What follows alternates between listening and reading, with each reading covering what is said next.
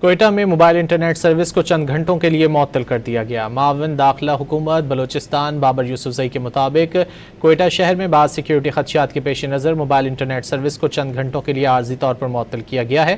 عوام کی جان و مال کا تحفظ حکومت کی اولین ترجیح ہے اور یہ اقدام بھی شہریوں کی سلامتی کو یقینی بنانے کے لیے کیا گیا۔ حالات معمول پر آتے ہی موبائل انٹرنیٹ سروس بحال کر دی جائے گی۔ عوام سے گزارش ہے کہ وہ افواہوں پر کان نہ دھریں۔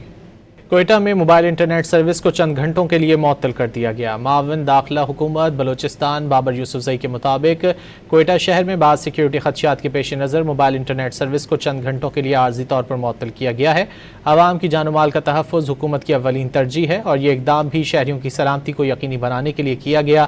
حالات معمول پر آتے ہی موبائل انٹرنیٹ سروس بحال کر دی جائے گی۔ عوام سے گزارش ہے کہ وہ افواہوں پر کان نہ دھریں۔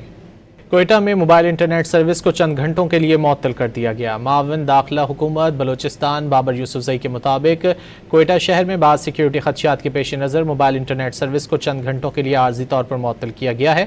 عوام کی جان و مال کا تحفظ حکومت کی اولین ترجیح ہے اور یہ اقدام بھی شہریوں کی سلامتی کو یقینی بنانے کے لیے کیا گیا۔ حالات معمول پر آتے ہی موبائل انٹرنیٹ سروس بحال کر دی جائے گی۔ عوام سے گزارش ہے کہ وہ افواہوں پر کان نہ دھریں۔